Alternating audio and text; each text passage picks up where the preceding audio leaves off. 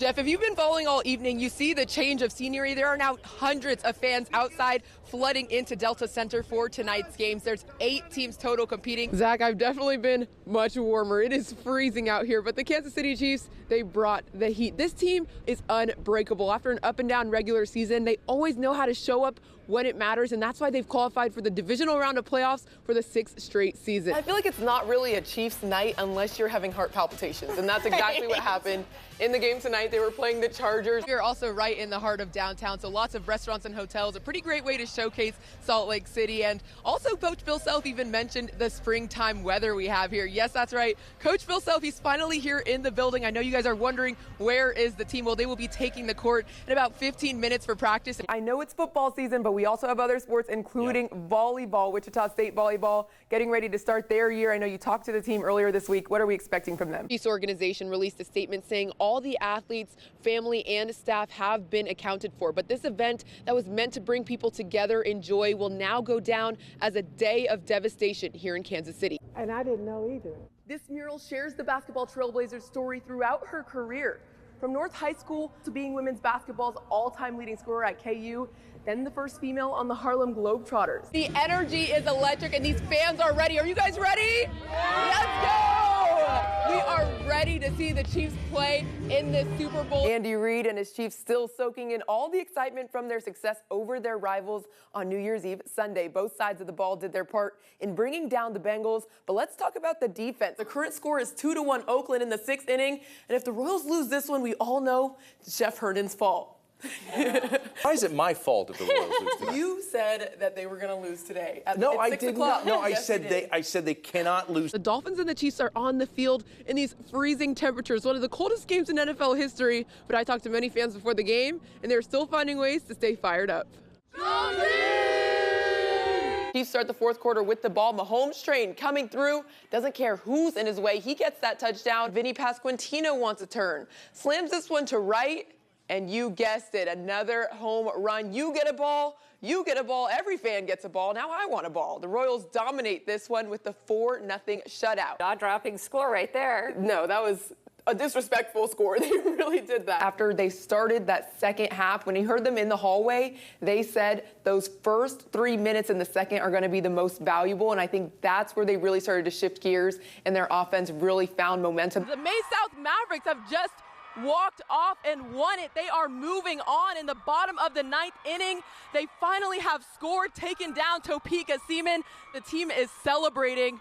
What a game. A long one we had here. It's finally finishing up. Final score 3-2. Mays South just won. How did you train for this meet? Well, I put my blood, sweat, and tears into the last 72 hours of practice. My first day actually back on the track was on Tuesday. Then I laced up my sprint spikes for the 100-meter hurdles. Great start out the blocks. They gave me lane 5, which is supposed to be for the fastest athlete, so I don't know. I guess they had high expectations for me, but I crossed the finish line unscathed, and that's what matters. But let's hear from an expert, head coach Steve Rainbolt from Wichita State. Coach, how do you think I did today? I thought you did great.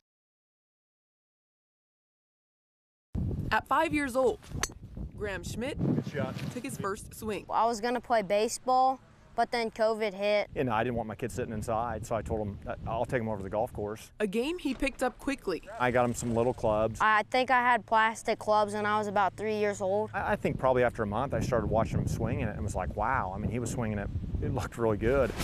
I got a swing coach, and then all that started happening, and I started playing. You know, started seeing him get in the hole, and I think that's when he realized, hey, it's more than about just hitting balls. You got to score as well and do some of those things. After 1 year of playing, he qualified for the U.S. KGF World Championship again and again and again.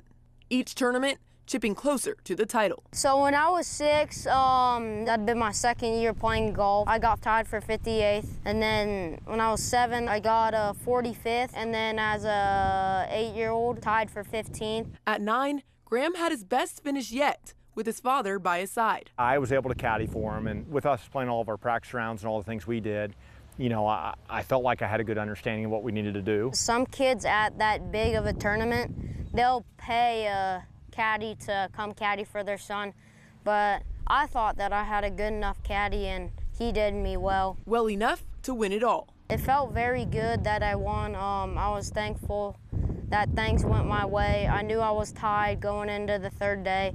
I knew I had to shoot a good round, and that's what happened. Graham's athleticism comes from his parents, both collegiate track athletes.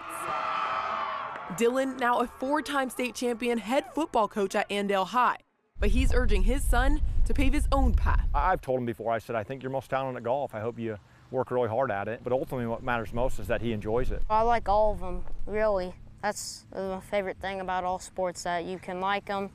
Don't have to choose one when you're 9 years old. With the first world title of his career, Graham is now driving towards bigger goals. Here for you, Asia Cymone Smith, KSN Sports. A passion for playing that runs deep. I like to score. That's my favorite. I like to get the ball in the hoop. Gabriel Huerta first stepped foot on the court as a toddler and has since shot for sky-high goals. To make it to the next level, I want to live that life and at the next level. The South High senior now taking another first step, representing Team USA at the United World Games in Europe. I've always wanted to go overseas to play. I've never knew it was going to come true. I've always dreamed about it. I was at a loss of words, honestly, because the first thing that came to my mind was my brother, Tony. Tony Losi, a talented boxer for Team USA, won bronze at the World Combat Games in Russia. 10 years later, Gabriel is mirroring his uncle's career. You don't hear very often this type of opportunity happens in the same family or happens close to home anyways. Losi's talent lost in 2014. The Olympic hopeful died in a work accident. I actually trained with him a couple times, getting in the gym, working out, weights. It really pushed me to work harder in basketball. He would be up at 4 o'clock in the morning running, rain, sleet, or snow. He was outside. The same thing with Gabriel. It's just dedication. He just wants to touch the basketball every day, and they remind me of each other so much. Where Losi's athletic journey ended, Gabriel is continuing on. I want to accomplish making it out of Wichita, making it overseas, actually going to college. I just want to represent Team USA for my family, especially him. He really means a lot to me. Using his uncle's memory as a motivator. Here for you, Asia Cymone Smith, KSN Sports.